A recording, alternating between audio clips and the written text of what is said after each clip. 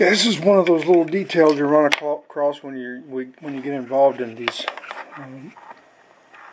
restoring one of these old cars. But this windshield wiper switch right here has a bulb, a light bulb. When you turn the lights on, this dial lights up for night driving. But anyway, it has a little bulb on when you take it out. And I didn't realize it, but these contacts were all dirty and everything. I never knew it had a light bulb in it, so I cleaned up the contacts and everything, checked the bulb out, and make sure it was still good.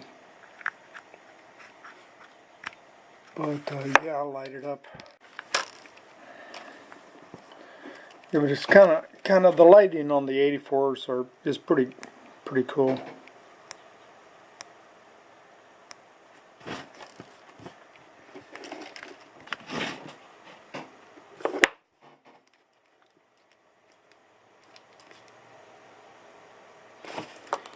Just thought somebody might be interested in that.